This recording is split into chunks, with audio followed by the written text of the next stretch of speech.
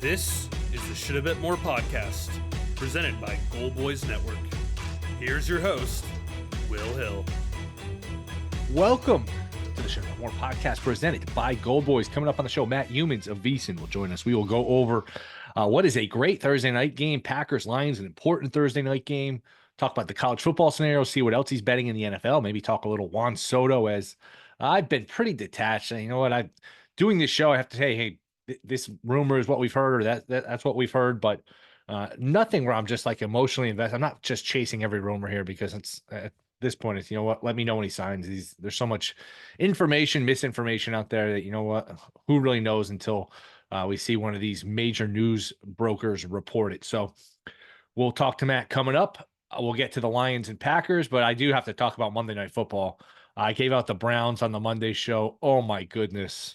I've been doing this long enough where they kind of roll off your back. You know what? You have good wins you don't deserve. You have bad beats, and you could say they even out. But I actually think if you're pretty good at this, you're going to have more bad beats than going the other way, just because you're going to be in position to win more, and you're going to have more correct handicaps that go wrong than the other way around. That being said, that one Monday was about as bad as it gets. Broncos winning cover. Oh my, Browns are within the number basically the whole game, aside from 7-0 early, threw for 500 yards, and they're up one late. Broncos have a decision, kick it, go for it. They kick it. Okay, if you're the Browns, you actually think the Browns are driving. Looks like they're going to win the game with the way that both teams are moving the ball. An interception. The guy's laying on the ground for, it feels like, a few seconds. Gets up. He's like, hey, nobody's going to touch me. And he was at the point where, hey, the Broncos have the lead. I know the Browns had timeouts, but a lot of times, or sometimes, these teams that come up with an interception will just say, you know what, we got the ball, we have the lead, I'll just stay down. He stayed down for a second, looks around, nobody's going to touch me. The wide receiver, Moore, couldn't be bothered to touch me. I'm just going to run it in for a touchdown. Winston didn't chase him down. And if you watch the replay, it came so close where, hey, if on the interception, when Moore and the D-back are going for it, if any part of Moore touches any part of the defensive play, I'm trying to remember, I can't remember who ran in, doesn't matter. Then he's down by contact. If a shoelace touches a shoelace, if there's any sort of contact, he's down. But you watch the replay, no luck. But then the Browns get the ball back. They're driving. They get a pass interference down to the 2, and hey, there was some 6.5. So it was 6.5 when closed. And you're down 9. You just need the field goal. Just don't turn it over. Just don't turn it over. And as the play is happening, before I could get the words out of my mouth, I said, I don't trust this idiot to not throw it to the other team. And I swear, before I could finish the sentence, the linebackers got the ball in his hands running the other way. And ironically, this is the time they chased this is the one time they actually chased the defender, where if they did that previously, never would have came to this. Just an excruciating beat. I'm trying to think. It's got to be the worst beat of the year. I know Titans-Bears is maybe a good one too, where the Bears did nothing on offense and were down 17-0 and still covered like 4.5 all on, punt returns and special teams. That maybe is just as bad, and there's always some recency bias with it. But my goodness, what an awful beat if you're the Browns. Fun. I mean, a random fun game. Judy against his former team had 200-something yards. I mean, he could have had 400 yards because he got missed a couple times where he was wide open. And Winston, through all these picks, I think 3 picks, 2 of them for touchdowns. He could have had 7 picks. There were so many that were just close to being intercepted. So a fun game, a very painful result. And man, that's about as mad as I've been after a loss in a long time. Just a gut-wrenching non-cover for the Browns. But we move on. Packers-Lions on Thursday. Fun game. Important game. And I think we've all, with how dominant the Lions have been, just kind of assumed, all right, they're going to be the 1, Philly's going to be the 2, and they'll probably meet in the NFC title game. And that's possible. But if you look at Philly's schedule, and Detroit has a bunch of defensive players injured in this game, and a lot of people are betting the Packers. This has gone from, I think the look ahead was 5.5 or mostly 3.5. There's starting to be some 3s pop up as I record this on Tuesday. Everybody I've seen has been on Green Bay. We'll talk to Matt Youmans coming up soon, get his thoughts. He's usually a dog or pass guy. He likes taking points in all these games, so my guess is he'd probably be on Green Bay too. I'm just not as sure. If anything, I would take the over, just because Detroit is so beat up defensively. Green Bay can move the ball with their weapons and Love indoors, and I think Detroit's always going to get there, 24 to 30 points. So I could see like a 31-28, 34-27, 28-24. Overs 51. I'll go with the over. I don't bet a lot of overs, but I will bet the over in this game. Detroit is tempting if it gets to 3-2 again. I know they have a bunch of injuries, but as I was about to mention, everyone just assumes it's going to be Lions Eagles. If you look at the Eagles schedule, and everyone just assumes Lions 1, Eagles 2, the Eagles might not lose another game. They have a layup this week against the Panthers. I know it's the NFL and anyone can lose to anybody, but just playing it out. Home for the Panthers. Then they host the Steelers. That look, tough game, but they should win. And then at Commanders, again, tough game, but they'll be favored. Then they have 2 layups to end the year. Cowboys and then the Giants. So it's possible Philly loses like maybe one more game. And if you look at the Lions schedule, Lions are the best team, but this is a tough game with all of their defensive injuries. We'll see how that plays out. But they still have to play. After this, they host the Bills. That is a Sunday late afternoon game. That's a hell of a game next week, the 15th. At the Bears, golf outdoors in cold weather. Bears obviously played them tough a couple days ago, a week ago, and really played them tough last year. Beat them once, probably should have beaten them twice, should have beaten them twice. And then they're at 49ers. We'll see what's left of the 49ers. Then they host the Vikings for the final game. So the Lions have a really, really tough 5 games here. They're not done losing. They're going to lose another game or two, you would think. And Philly may not. And also, Minnesota's right there. I mentioned a quiet, very quiet 10-2 here for the division. And they're 5-point favorite this week. And if they keep winning, just say, hey, as long as we keep winning, Detroit slips up along the way. And we could have to beat Detroit in the final week because Detroit beat them the first time. But it's not as simple as Lions are the 1, the Eagles are the 2, and let's get ready for the playoffs. These teams could jockey for position quite a bit here.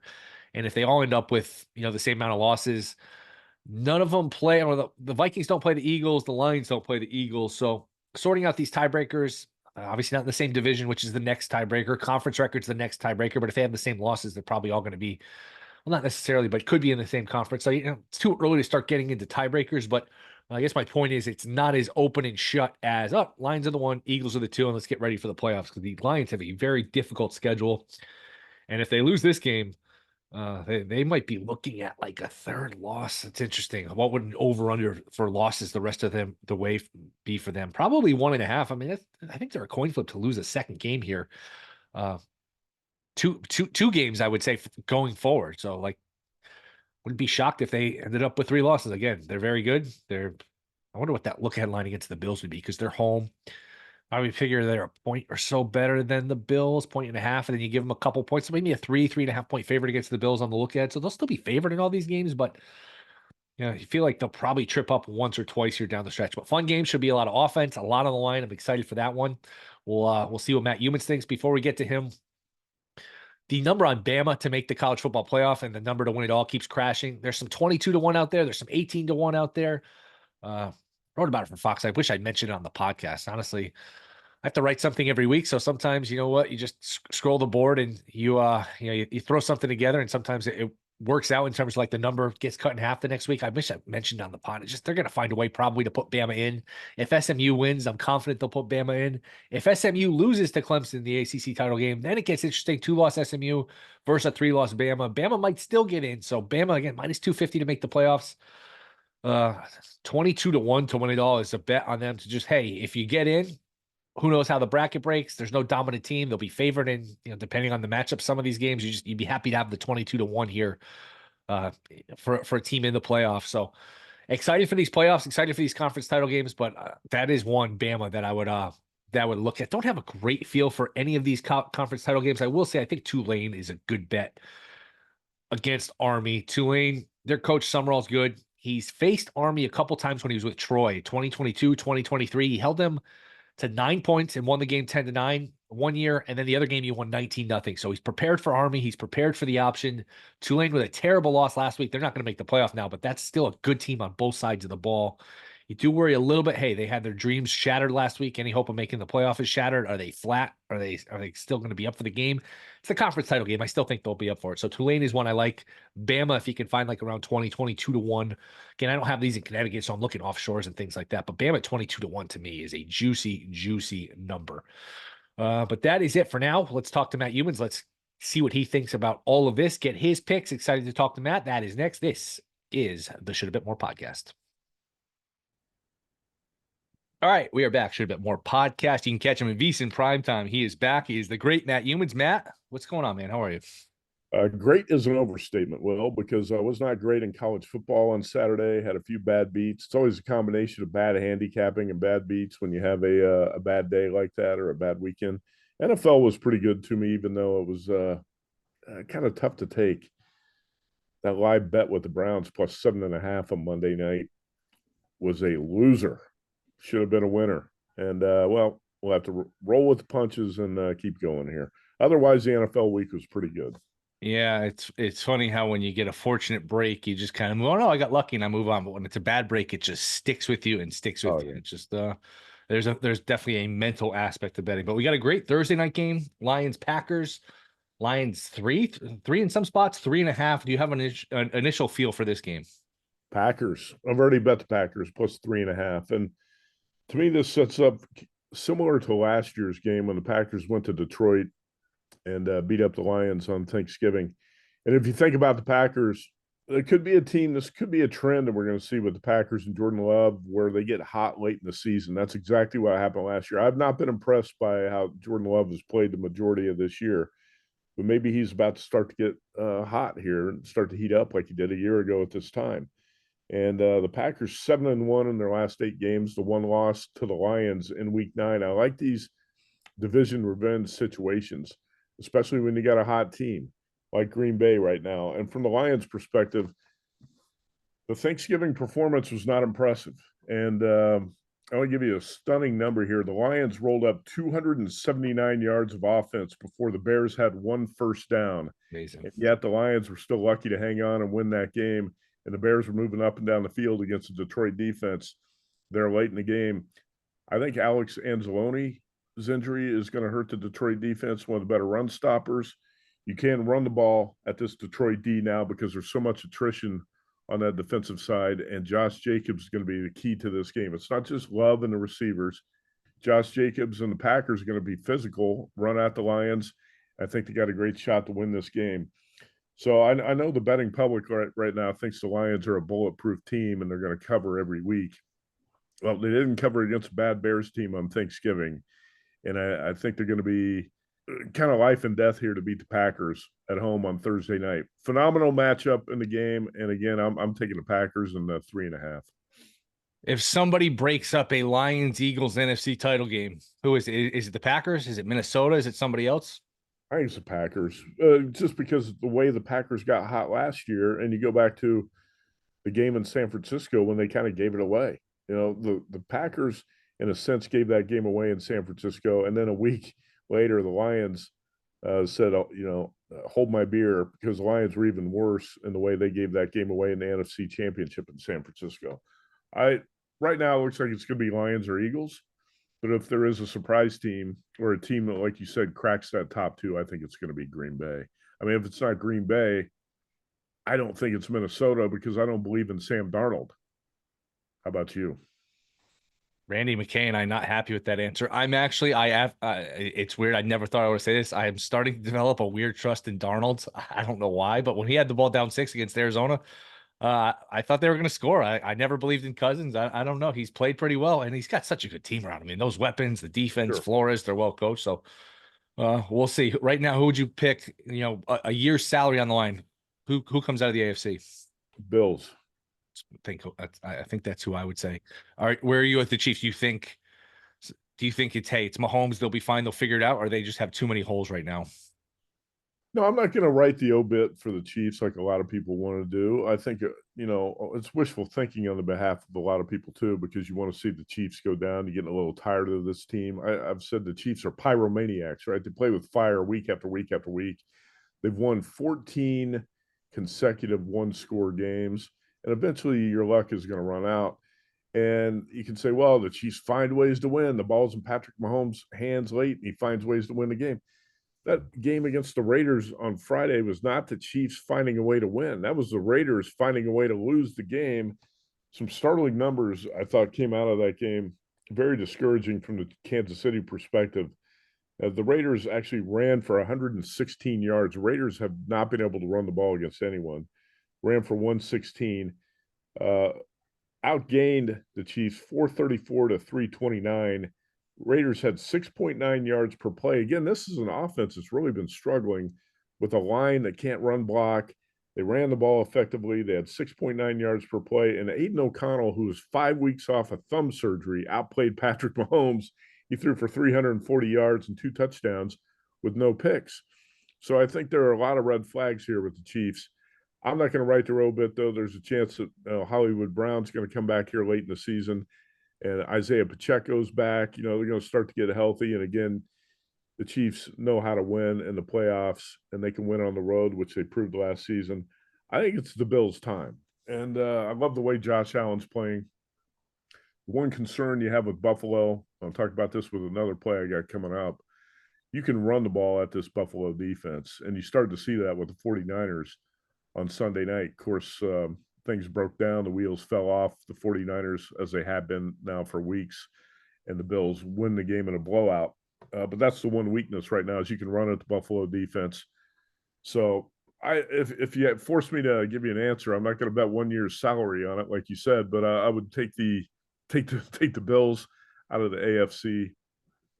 And man, I hope it's the Eagles because I've got money, a lot of investments on the Eagles to win the NFC East, to win the NFC, to win the Super Bowl, and that's a hot team right now. But that's the way I would lean with the Bills Eagles Super Bowl. I think the injuries are going to catch up to Detroit on defense. What would you do with Tucker if you're Baltimore? Hang on to him for a little bit longer. I know the Ravens have lost 5 games by a total of 22 points. In those 5 losses, Justin Tucker has missed kicks that combined for a potential of 22 points. Think about that for a minute.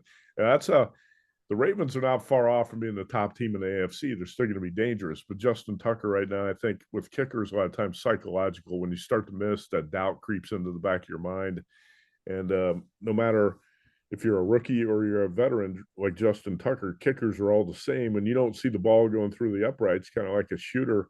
Look at LeBron James right now. How many threes in a row has he missed? Like 20 threes in a row? Even a veteran like Justin Tucker is going to have some doubt. I think that you stick with him unless, it's too late to make a trade for Brandon Aubrey or the Raiders kicker. So there's not a whole lot you can do. I think you stick with him and hope he figures it out and gets it turned around. It's just dangerous because they're not going to get a 1 seed. So that means you're going to have to win 4 playoff games. You're not good enough. Nobody's good enough to just blow everybody out. And that means you're going to have to win close games, and close games, field goals are so important. And if nothing else, you can't trot him out there for these 50, 53 yarders. You just got to maybe get his confidence back. And hey, anything 40 and in, we're kicking anything, outside of 45, just go for it or whatever, because man, you just don't trust him at all. It's really strange how he's just, how he's deteriorated here. What else do you like here in the NFL? Rams. I'm going Rams plus 4.5 against the Bills. And I think it's a tricky spot for the Bills off the Sunday night snow game going to LA. A year ago on Christmas Eve, I think it was, I was at the Bills-Chargers game in LA. That was a bad Chargers team. It had nothing to play for. Brandon Staley had been fired. I think Easton Stick was a quarterback. And the Bills really struggled in that game. They did win it, but they didn't cover. The one thing I like about the Rams is that they can, like I just said, you can run the ball at the Buffalo defense. Kyron Williams and Blake Corum combined for 146 yards rushing against the Saints. Williams is a stud running back. Sean McVay is patient with his play calling. He'll dial up the runs because he knows this is the way you can get to the Buffalo defense and sustain drives. So the Rams can run it with Williams and Corum, and now they got a healthy receiving core: Puka Nacua, Demarcus Robinson, Cooper Kupp, and I think Matthew Stafford's playing well enough right now and getting enough protection from the offensive line. He can do some damage against this Buffalo defense. And again, I'm always trying to look for teams I think are going to get hot late in the year. Maybe the Rams are one of those teams. I hope so, because I need to get the Rams over 8.5 wins. Right now they're sitting at 6-6. I think this is a game they can win. It's going to be a tough one for the Bills, and 4.5 is a big enough number for me to take the home dog here. College football. We're recording this before the selection, so we'll see what this prestige committee decides to come up with here. Is it as simple as SMU wins, that puts Bama in, and we have our 12? Do you have a different thought about it? No, I don't think it's that simple. Talked about this with Tim Murray on the show on VSiN Monday night, because you can sit down and compare resumes and say, well, SMU should be in, win or loss in the conference championship game, but it's not that simple. You remember not long ago when TCU got snubbed, And who was the other team that got snubbed the same year? There was a couple of teams Was that it got Baylor? snubbed. Yeah, that's it. Baylor and TCU got snubbed, and everybody was complaining. But hey, politics plays a role in this. As much as I hate politics, it creeps into sports as well. And you've got the backroom dealings going on here with the committee. They want to get you're chasing the sexiest matchups. They're going to create the highest TV ratings and the most interest in the playoff. So if I ask you, what's going to be a better matchup, Alabama against somebody in the first round or SMU? You know, the committee's going to want to put Alabama in there, and they're going to make a case. Look at all these high-profile wins that Bama has on its resume, right? SMU doesn't really have that. So I don't think it's that simple, even though we can sit here and argue it should be SMU. I don't think it is going to be that simple when it shakes out. First of all, this committee, again, has proven to me that it is a combination of incompetent and corrupt so far with what we've seen. And our buddy Chris DeBear-Felica has, nitpicked on what the committee's done here so far too. None of it really matters until you see the last couple brackets, but I don't think it's going to be as simple as some people want it to be, because I've still somewhat of a conspiracy theorist when you get to this, that the SEC and the Big Ten wield all the power, and all these conversations and the dealings that go on in the back room help determine the teams that are going to be in this bracket. So SMU better win this game, or I think SMU's in real danger of being out and Alabama's going to be in. I mean, I'm saying if SMU wins, they're going to be in, and they're going to put Bama in. I think if SMU loses, that's where it gets tricky, right? That's what I'm talking about. Yeah. Okay, yeah, because it's pretty clear cut. If SMU wins, Bama's the 12th team. I know Paul Howard is hell bent on, let's put Miami in. Miami has no bad losses. They only have 2 losses, no bad loss. I just don't think they have enough wins. So I can't see Miami getting in. I just think the interesting scenario is if Clemson wins the game. That's where it gets interesting. Oh yeah, if Clemson wins the game, I think SMU's serious danger of being out. And first of all, I'd put Bama in over Miami, even though I'm not crazy about the way Alabama's played. Crimson Tide can beat at Oklahoma. They've got some black eyes on the resume. They do have high-profile wins. And look, we all know if you put Bama and Miami on a neutral field, Bama's going to be the favorite. But again, Miami, I go back to the ACC replay booth helping the Hurricanes win a couple games when it looked like calls should have went against them, and calls getting reversed, or targeting not made in the game against Cal, or the Hail Mary against Virginia Tech, or the penalty that should have been called against in the game against Louisville late. There's been a lot of calls that goes Miami's way. First of all, I don't like Mario Cristobal as a coach either. I don't believe him. If you get Miami in the playoff, that team's not going to do anything. So I'm not going to make any sort of argument that Miami should be in the playoff, but I think you can make a pretty good one that Alabama should be in. And, as bad as that loss was at Oklahoma, you still go back to what the Crimson Tide did in that night game against LSU and Baton Rouge, and completely destroyed the Tigers on the road. And wins like that mean a little bit more when that corrupt, incompetent committee sits down to argue these teams. Who do you think's the best team? I'm going to go Oregon, but I'd say that with some reluctance, because I'm not completely convinced there is a great team out there, and I think Oregon's probably as good as it gets. But I got to tell you, and I wasn't just saying this because Tim Murray's a big-time Notre Dame fan, I think the Irish are going to be dangerous in this playoff. And I know Notre Dame lost a couple of offensive linemen early in the season, but the line has improved. What I was seeing in that Notre Dame USC game was a Notre Dame team that's really strong on the offensive and especially defensive lines right now. Notre Dame's a physical team that can run the ball at you. There's a bit of an injury concern right now with Jeremiah Love, the running back, but Irish are deep at the running back position. I think Love's got a few weeks. Hopefully he's going to be okay, can play. He's a phenomenal athlete and running back, and Jeremiah Love has got a chance to be a real difference maker in the playoffs. And Riley Leonard, Notre Dame quarterback, reminds me a lot of a young Josh Allen. I'm not saying that's who he's going to be, because I don't think he is going to be Josh Allen, but his passing accuracy lacks, but he's really athletic, and he can run the ball, and he can make guys miss in the open field. And Riley Leonard can make some plays. And I think he's improved as the season's gone on too in this Notre Dame offense. So if you're talking about a long shot, so to speak. I mean, Notre Dame's around 10-1 or so right now. 12-1 might be the best you can find. I think Irish might be worth a look in this playoff too. Playing an extra game is not necessarily going to be a big negative. Sometimes you can gain some momentum from winning these games late in the season. I think Notre Dame's a team. It's obviously been on a roll. Going into the USC game, Notre Dame had a 9-game win streak, won 8 of those by double digits, and had a winning margin of 32.5 points. But then you say, well, the Irish had not played a true road game in 2 months, which is true, but they did play against Georgia Tech and Atlanta. They played a few neutral field games, and they go to USC and win that game in a tough spot against USC on Saturday. I just was impressed with what I've seen Notre Dame being a physical team on both lines with a running game that can make a difference. And let's be honest, just like you said, 12 teams are going to be in this bracket, and none of these 12 teams are great. They've all got flaws, and I think Notre Dame's might be a team that can come out of the pack and actually get to a championship game. Yeah, my column last week, they have me write up like a future every week or an award I think is interesting. I wrote Bama 40-1 to win it all. And I think even at 22-1, it's not bad because you're basically just betting on if they'll get in. And I think you and I both think they have a very good chance to get in.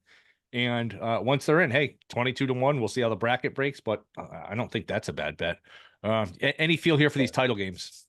Not yet. I mean, first of all, I had such a crappy Saturday in college football that I don't have a lot of confidence right now. That USC loss was tough to take. The Texas A&M loss was tough to take. There was a few others. I'm probably going to look at Georgia against Texas. Might look at Boise against UNLV.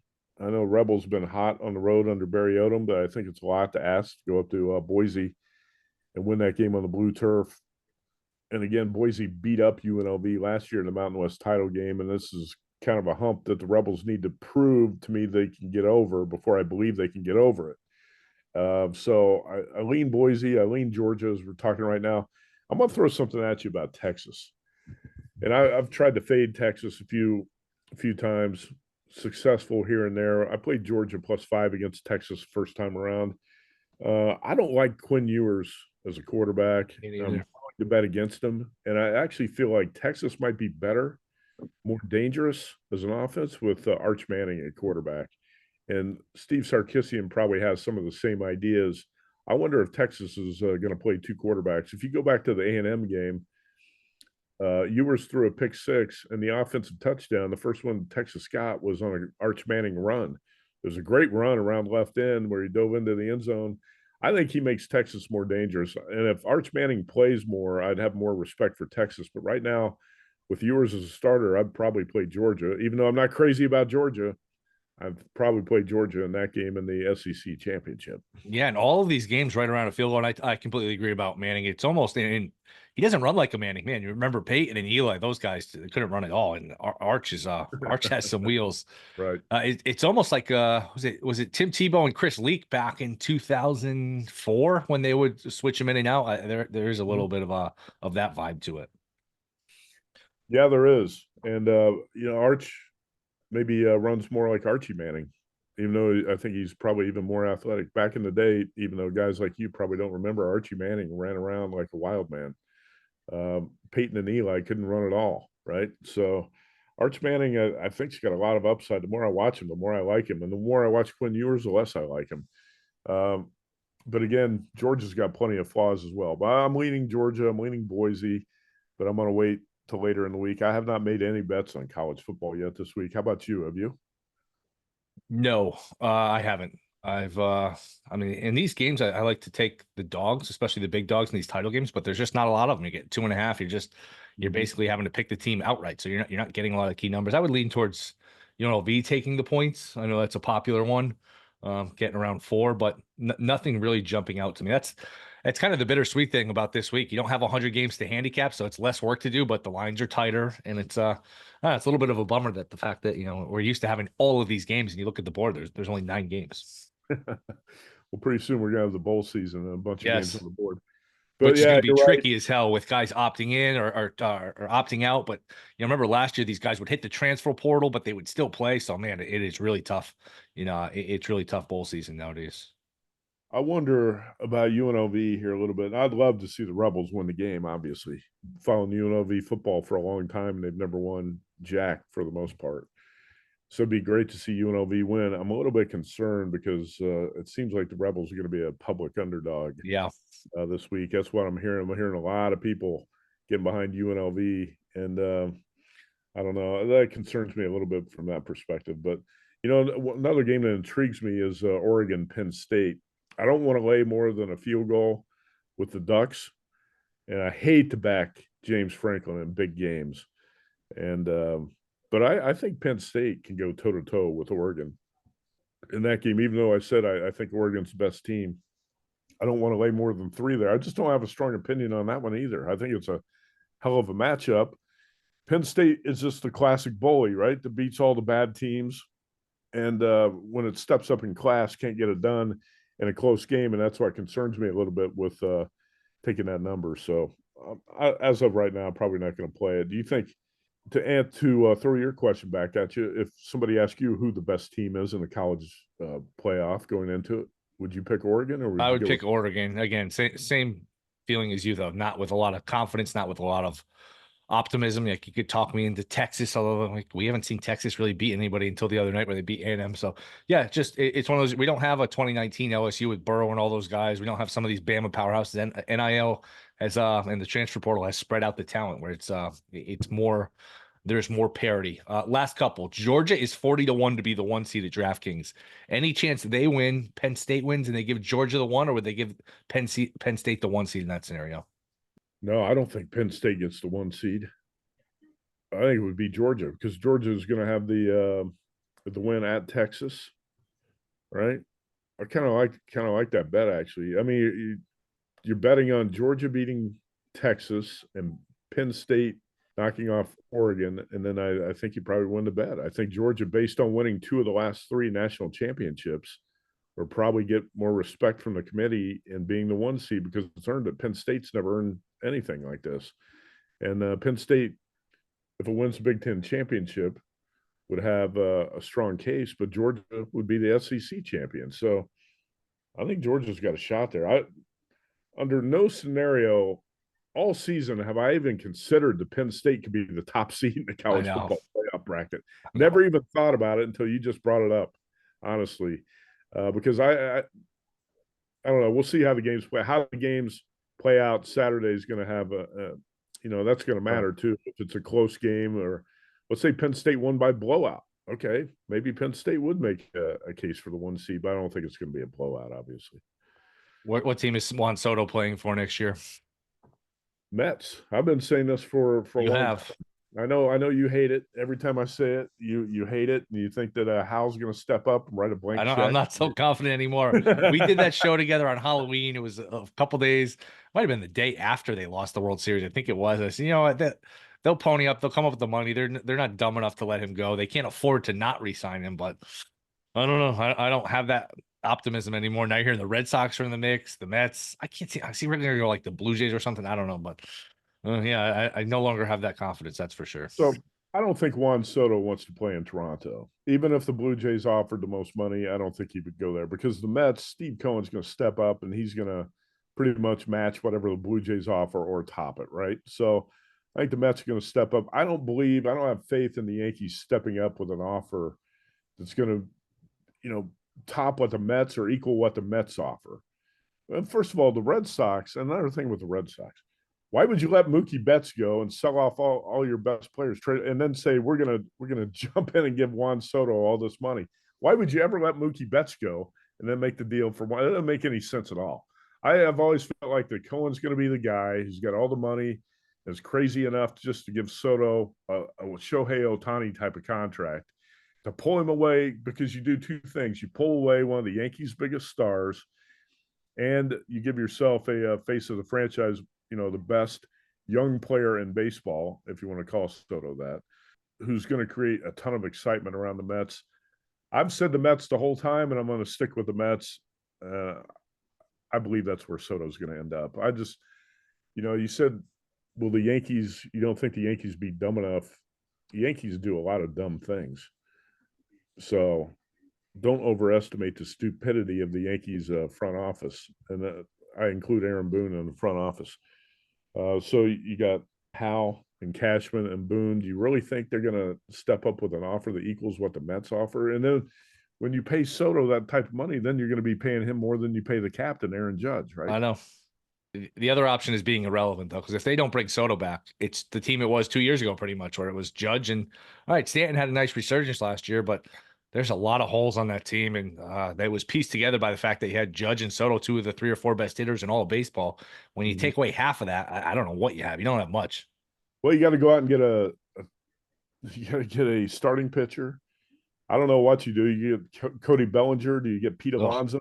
The Yankees would have to do something. If you don't bring Soto back, you got to go out and make 2 other big signings, one being a pitcher and at least 1 or 2 offensive players. Bellinger would be a guy. Maybe, do you think Polar Bear Pete would be a guy? The Yankees got a first base issue, right?